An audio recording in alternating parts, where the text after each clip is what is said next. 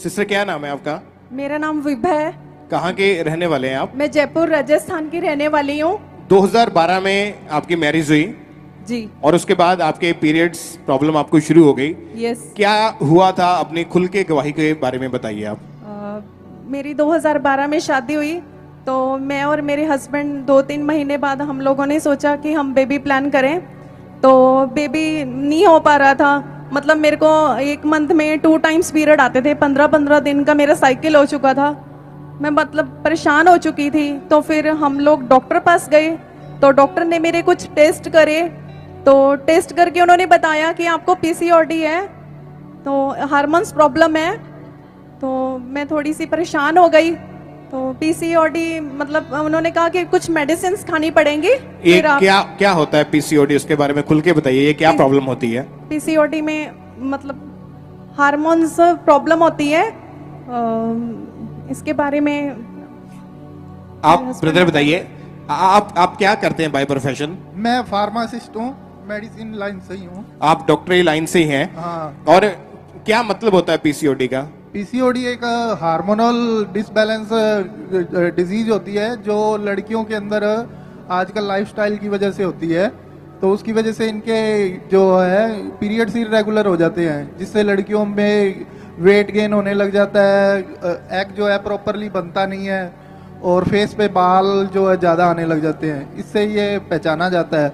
और तो इनकी ओवरी में मल्टीपल जो है ना, जो सिस्ट बनने लग जाती हैं, जिसको आप जर्नल लैंग्वेज में पानी की गांठें बोलते हैं। तो वो गांठें जब बनती हैं तो उस वजह से ना अंडा ओवरी के अंदर बन नहीं पाता। तो जो डॉक्टर था वो मेरा फ्रेंड ही था, उनके पास हम लोग गए तो उन्होंने जब सोनोग्राफी वगैरह कराई तो उन्होंने कहा ये पीसीओडी है मैडम को, आप ये दवाइयाँ दें, 6-1 महीने तक आप ट्रीटमेंट देते हैं और कुछ एग बनाने के लिए भी दवाइयाँ देते हैं। अगर उनसे कंसीव हो गया तो ठीक है, बाकी देखते हैं। तो हमने वहाँ से मेडिसिन ली पर हम लोगों को कोई रिलीफ नहीं मिला। फिर मेरा एक दूसरा दोस्त डॉक्टर था, मैं उसके पास गया। उन्होंने मेरे को मजाक में कहा अभी आपकी वाइफ को बहुत सीवियर पीसीओडी है, ये तो 10 में से 1 लोगों को ही होता है, कंसीव करना बहुत मुश्किल होगा। पर हमने वहाँ भी मेडिसिन ली, कुछ आराम नहीं मिला। उसके बाद हम लोग दिल्ली दिखाया मैंने एक बड़े हॉस्पिटल में, वहाँ बहुत ट्रीटमेंट में इंजेक्शन भी लगाए और सब कुछ भी लगाए, पैसा भी बहुत लेते थे। पर वहाँ भी 6-7 महीने हमने ट्रीटमेंट लिया, हमें कुछ भी आराम नहीं आया, जो हम चाहते थे वो भी नहीं मिला। फिर मेरे को किसी ने जयपुर के डॉक्टर का बताया तो हम वहाँ भी मूव किए, तो वहाँ भी हमको कोई रिलीफ वगैरह कुछ नहीं मिला। और इस तरह से करते करते कितने हॉस्पिटल डॉक्टर आपने चेंज कर लिए थे? कम से कम 20 डॉक्टर हमने बदल लिए होंगे, 4 से 5 शहर बदल लिए होंगे। और कितने साल लगातार? 6 साल हो चुके थे और हम पूरे निराश हो चुके थे, दोनों हस्बैंड वाइफ। और हम लोगों को लोग कहते होते थे बच्चा अडॉप्ट कर लो, भी अडॉप्शन कर लो, नहीं हो रहा तो क्या प्रॉब्लम, आजकल हर कोई अडॉप्ट करता है। तो पर और डॉक्टर्स ने भी हमको यही कहा था आप आईवीएफ के थ्रू जाओ, बहुत टाइम हो गया। पर हम दोनों आईवीएफ के लिए रेडी नहीं थे, ना मेरी मैडम रेडी थी ना मैं रेडी था। मतलब डॉक्टर ने लास्ट में आपको आईवीएफ के बोल दिया था कि अपनी वाइफ आईवीएफ करवाओ? हाँ। सिस्टर आप बताइए कि जब 20 डॉक्टर 20 हॉस्पिटल आपने चेंज करके देख लिए और 6 साल लगातार दवाइयां खा के देख ली, इलाज करवा के देख लिया, पर कोई भी फर्क नहीं पड़ रहा था, आपकी फैमिली में ये एक कर्ज था, क्या क्या सी आप खुल के बताइए। एक्चुअली मेरी फैमिली में ये कर्ज था कि हम सब लोगों के लेट बच्चे होते थे। मतलब मेरी दादी जो थी उनके 11 साल बाद बच्चे हुए थे और मेरी मम्मी के 5 साल बाद बच्चे हुए। तो मतलब मेरे को ऐसे था कि उनके 5 साल बाद बच्चे हुए तो शायद मेरे भी 5 साल बाद हो जाएंगे। लेकिन जैसे 5 साल कंप्लीट हो गए फिर मुझे और ज़्यादा टेंशन होने लग गई कि क्यों नहीं हो रहा। 6 साल निकल गए, फिर मैं और ज़्यादा परेशान होने लग गई, मतलब थोड़ी डिप्रेशन में भी चली गई थी। और जैसे कोई कुछ कह देता था कि आप अडॉप्ट कर लो तो मैं उसको तो कुछ कहती नहीं थी, अपने रूम में जाके रोने लग जाती थी। फिर कहती थी कि कोई है जो मुझे बच्चा दे सकता है। तो फिर मेरे मतलब मासी जी ने, आपकी जो उम्मीद थी, आपकी आस पूरी तरह से टूट गई थी, पूरी तरह से। आपको लगता है शायद कभी अभी बेबी मेरे नहीं होगा। और जब आप लोगों के बच्चों को देखते थे या अपने पड़ोसियों के बच्चों को देखते थे, मन में क्या आता था, क्या सोचते थे उस समय? फिर देख के यही कहती थी कि मुझे भी कभी होगा क्या, पता नहीं होगा या नहीं होगा, या मैं ऐसे ही रह जाऊंगी। तो फिर मतलब मेरे ब्रदर आप बताइए, आपको क्या चीजें उस समय फेस करनी पड़ रही थी? लोग पूछते थे जब बेबी नहीं हो रहा, क्यों नहीं हो रहा, फिर क्या मन में आता था और क्या जवाब देते थे आप उन्हें? बस हम बहुत एम्बैरेसिंग फील होता था। मेरा छोटा ब्रदर है, उसके पास बच्चा हो चुका था, मेरी छोटी सिस्टर है, उनके घर भी बेबी हो चुका था। तो रिलेटिव पूछते होते थे, तो हम यही कहते थे भी अब ट्रीटमेंट भी चला रहे हैं, सब कर रहे हैं, अब जब मालिक के घर से मिलेगा तभी होगा। और इस दौरान मेरी वाइफ इतनी डिप्रेशन में रहने लगी थी। डॉक्टर जो मेरे फ्रेंड वगैरह थे वो कहने लगे थे इसको डिप्रेशन से बाहर निकालने के लिए ना जॉब वगैरह करा दो। तो फिर हमने इनको स्कूल में भी जॉब करवाई 2-1 साल के लिए।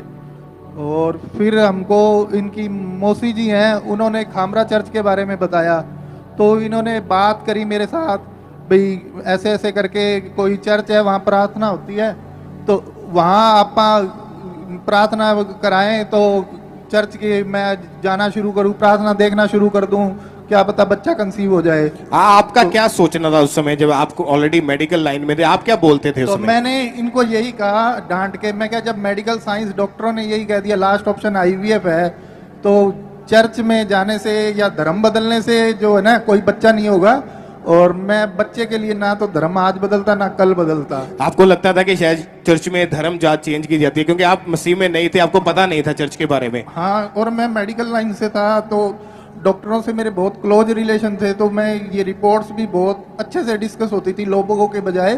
तो हाँ, आधा पौना घंटा जब डॉक्टर फ्री हो जाते थे वो मेरे को बुला लेते थे, या मैं उनसे टाइम लेके चला जाता था, बॉस इसका मेरे को बताओ क्या करना है। तो वो मेरे को यही कहते होते थे, यार ये आईवीएफ ही लास्ट टेक्निक है। जो दवाइयाँ हैं हमने पूरे वर्ल्ड की जो बेस्ट से बेस्ट दवाइयाँ हैं ना, वो अपन हर जगह से ले ली है, दिल्ली से भी लिया है, तो जयपुर भी लिया है। तो आईवीएफ लास्ट टेक्निक है और टाइम भी बढ़ता जा रहा है।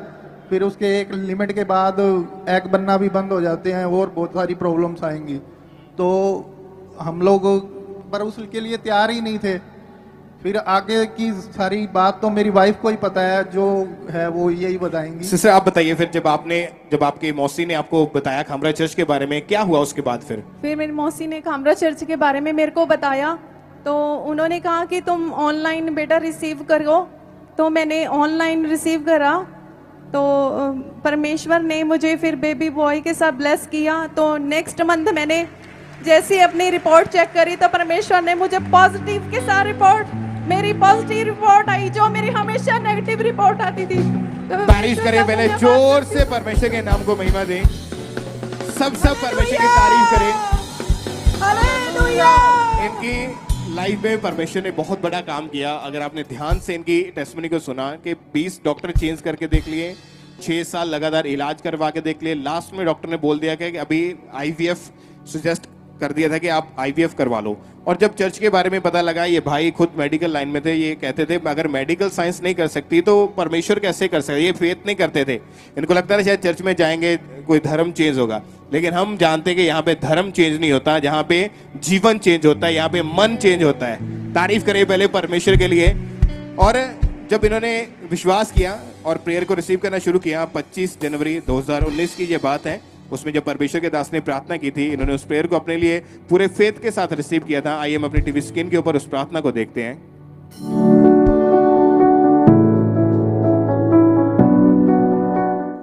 आपको ब्लेस करता हूं बेबीज के साथ। मैं आपको फिर डिक्लेरेशन देता हूं, आज जब रुमाल रख के आप पे प्रार्थना होगी, होली स्पिरिट आपके अंदर एंटर करने वाला हूं,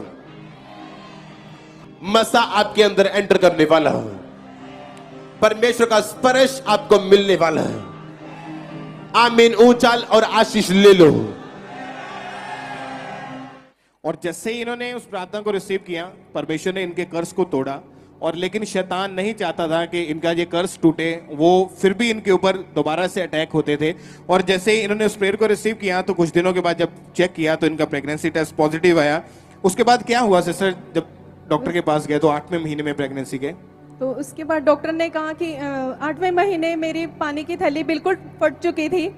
तो मेरे हस्बैंड यहाँ खामरा चर्च में ही आए हुए थे, तो मतलब घर वाले मेरे को लेकर गए। तो डॉक्टर ने बोला कि आपके पास 24 घंटे हैं, 24 घंटे के अंदर अंदर आपकी डिलीवरी हो जानी चाहिए, वरना बच्चे को खतरा हो सकता है। डॉक्टर ने काफ़ी डरा दिया था कि आपका बच्चा छोटा होगा, वो दूसरों बच्चों से पीछे चलेगा।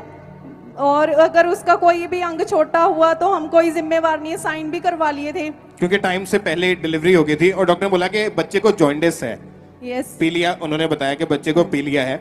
और उस समय चर्च से आपने पूरे फेथ के साथ, आपके हस्बैंड उस समय चर्च में थे, यहाँ से उन्होंने प्रेयर को रिसीव किया, अनॉइंटिंग ऑयल को लिया, और प्रेयर को रिसीव करने के बाद दोबारा जब आपके बच्चे का टेस्ट हुआ तो उसमें कोई पीलिया नहीं आया, और आपके अंदर जो मल्टीपल रिसोलियां थी वो भी गायब हो चुकी थी। और परमेश्वर ने मैरिज के 7 साल के बाद इनको बेबी बॉय के साथ, बेटे के साथ ब्लेस किया है। तालियों के साथ परमेश्वर की तारीफ करें इस बड़ी गवाही के लिए।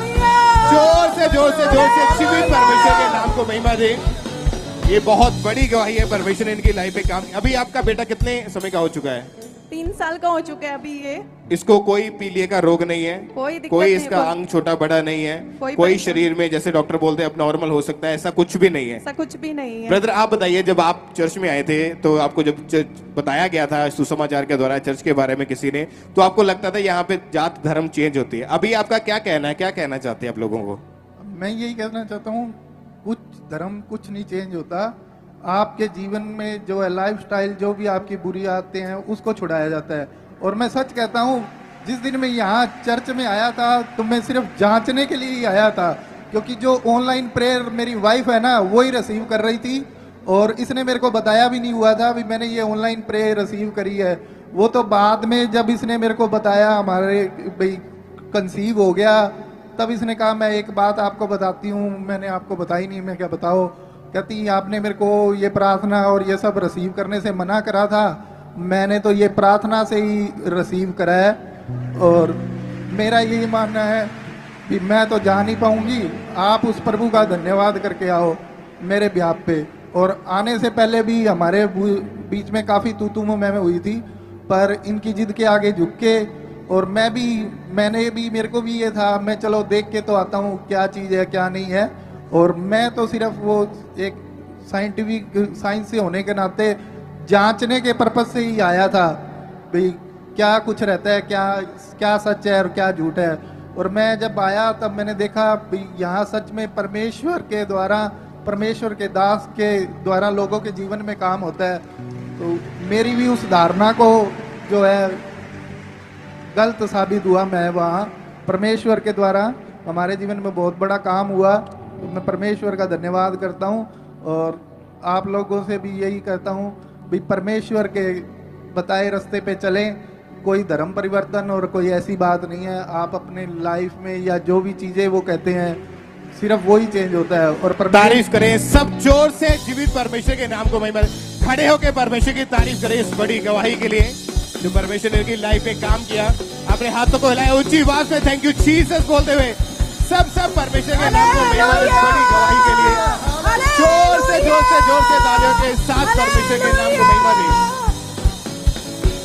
ये भाई ने बताया कि ये खुद जांचने के लिए, फेथ नहीं था, विश्वास नहीं था, सिर्फ जांचने के लिए, चेक करने के लिए आए थे कि जो चर्च में हो रहा है क्या वो रियल है, क्या वो असली है। खुद मेडिकल साइंस से बिलोंग करते हैं, मेडिकल लाइन में है, तो इनको फेथ नहीं था। इनको लगता है अगर मेडिकल साइंस नहीं कर सकती, अगर डॉक्टर से नहीं हो सकता, अगर दवाइयों से नहीं हो सकता, तो ऐसे कैसे हो सकता है कि परमेश्वर कैसे कर सकता है। लेकिन हमारा परमेश्वर जीवित परमेश्वर है, जिसने मुर्दों को जीवित किया, टूटी हड्डियों को जोड़ा है, दुष्ट आत्माओं के जकड़ों को छुड़ाया है। वो हील करने, छुड़ाने वाला परमेश्वर है। उसके लिए जोर से तालियों के साथ जीवित परमेश्वर के नाम को महिमा दो। अपने हाथों को हिलाते हुए थैंक यू जीसस बोलते ऊंची आवाज में सब परमेश्वर के नाम को महिमा दें इस बड़ी गवाही के लिए, इस लाइफ चेंजिंग टेस्टमनी के लिए, ब्लेसिंग के लिए। सब परमेश्वर के नाम को महिमा दें।